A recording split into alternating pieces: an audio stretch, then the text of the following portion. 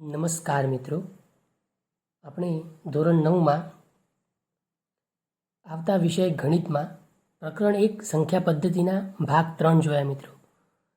એમાં ભાગ 1 એ સમજણ માટેનો હતો કે અલગ અલગ સંખ્યાઓ આપણે એમાં અલગ અલગ સંખ્યાઓ વિશેની આપણે સમજણ મેળવી, જેમ કે પ્રાકૃતિક સંખ્યા, પૂર્ણ સંખ્યા, પૂર્ણાંક સંખ્યા અને સમય સંખ્યા અને અસમ્ય સંખ્યા, વાસ્તવિક સંખ્યાઓ વગેરે.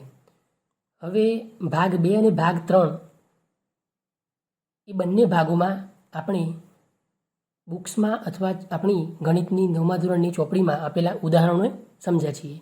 હવે ભાગ 4 છે મિત્રો, એ માત્ર ને માત્ર સ્વાધ્યાય 1.1 માટેનો છે. તો પ્રકરણ 1 સંખ્યા પદ્ધતિ એના સ્વાધ્યાય 1.1ના દાખલા નંબર 3 ક્વેશ્ચન નંબર 3નો અભ્યાસ કરીએ. તો જુઓ મિત્રો, આપણને ક્વેશ્ચન 3માં શું પૂછવામાં આવ્યું છે? તો 3/5 અને 4/5 વચ્ચેની 5 સમય સંખ્યાઓ શોધો. તો 5 સમય સંખ્યાઓ શોધવાની છે મિત્રો, 3/5માં અને 4/5માં. તો મિત્રો આપણે એક કામ કરીએ કે 3/5નો કોઈ એક સમાન સમય સંખ્યા શોધીએ. તો 3/5ની સમાન સમય સંખ્યા શું થાય મિત્રો? તો 3ને 10 વડે ગુણો તો 3 દાન 30, 5ને પણ 10 વડે ગુણો તો 5 દાન 50. મતલબ કે 10 વડે ઉપર ગુણીએ તો 10 વડે નીચે પણ ગુણવું પડે. એ જ રીતે તો આપણે શું કહી શકીએ કે 3/5નો અથવા 3/5 અને 30/50 આ બંને સમાન સમય સંખ્યાઓ છે. એ જ રીતે 4/5, તો 4/5ની પણ સમાન સમય સંખ્યા શોધો. તો એમાં ઉપર પણ 10 ગુણીએ અને નીચે પણ 10 ગુણીએ. મિત્રો અહીંયા 10 એટલા માટે ગુણવું પડે છે કે નીચે 5 છે, તો આપણે 10 ગુણતા અહીંયા 50 આવ્યા. તો અહીંયા 5 છે તો અહીંયા નીચે પણ છેદમાં 50 જ લાવવાના છે, માટે 10 જ ગુણવું પડે. 5 દાન 50, તો ઉપર 40 આવ્યા. તો 4/5ની સમાન સમય સંખ્યા કઈ થાય મિત્રો? 40/50. હવે 30/50 અને 40/50 એ કોના બરાબર છે? તો 30/50 જે છે એ 3/5ના બરાબર છે, 40/50 જે છે એ 4/5ના બરાબર છે. તો 30/50 અને 40/50ની વચ્ચે 5 સમય સંખ્યાઓ શોધવાની છે. તો 5 સમય સંખ્યાઓ કઈ થશે મિત્રો? તો છેદ તો એનું એ જ રહેશે, 31/50, 32/50, 33/50, 34/50 અને 35/50. તો આ 5 3/4 અને 5/4 કે જે કોના બરાબર? 30/50 અને 4/5 40/50 બરાબર થતું હોય તો 3/5 અને 4/5 વચ્ચેની આ 5 સમાન સમય સંખ્યાઓ આ રીતે શોધી શકાય મિત્રો. હવે પ્રશ્ન 4 આપેલો છે આપણને, નીચેના વિધાનો સત્ય છે કે અસત્ય કારણ સહિત ઉત્તર આપો મિત્રો. તો જુઓ મિત્રો, નીચેના વિધાનો સત્ય છે કે અસત્ય કારણ સહિત ઉત્તર આપો. તો પહેલું વિધાન છે, દરેક પ્રાકૃતિક સંખ્યા એ પૂર્ણ સંખ્યા છે. હવે પ્રાકૃતિક સંખ્યા એટલે મિત્રો 1 થી અનંત સુધીની સંખ્યાઓને આપણે શું કહીએ છીએ? પ્રાકૃતિક સંખ્યા. અને પૂર્ણ સંખ્યા કોને કહીએ છીએ? તો 0 થી 1, 2, 3 અને અનંત સુધીની સંખ્યાઓને પૂર્ણ સંખ્યા કહીએ છીએ. તો ઉપર 1 થી અનંત સુધીની સંખ્યાઓ પ્રાકૃતિક સંખ્યા થઈ અને 0 થી અનંત સુધીની સંખ્યાઓ પૂર્ણ સંખ્યા થઈ.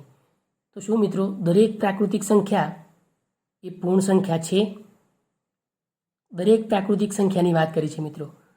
તો દરેક પ્રાકૃતિક સંખ્યા જુઓ મિત્રો 1 થી અનંત સુધી, અને અહીંયા પૂર્ણ સંખ્યાઓમાં પણ જુઓ 1 થી અનંત સુધી.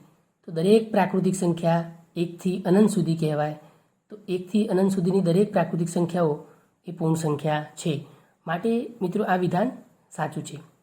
હવે બીજું વિધાન છે, દરેક પૂર્ણાંક એ પૂર્ણ સંખ્યા છે. દરેક પૂર્ણાંક. હવે જુઓ મિત્રો, પૂર્ણ સંખ્યામાં 0, 1, 2, 3 અને અનંત સુધીની સંખ્યાઓ આવે છે. હવે પૂર્ણાંકમાં 0, 1, 2, 3 એમ અનંત સુધીની ધન પૂર્ણાંક સંખ્યાઓ. 0 તો વચ્ચે હોય જ છે, -1, -2, -3 એમ -1 થી અનંત સુધીની ઋણ પૂર્ણાંક સંખ્યાઓ. તો આ ઋણ પૂર્ણાંક સંખ્યાઓ 0 અને ધન પૂર્ણાંક સંખ્યાઓ આ બધી સંખ્યાઓ ભેગી મળીને પૂર્ણાંક સંખ્યાઓ બનાવે છે. હવે આપણને એમ કીધું છે કે દરેક પૂર્ણાંક સંખ્યા એ પૂર્ણ સંખ્યા છે એવું વિધાન આપેલું છે.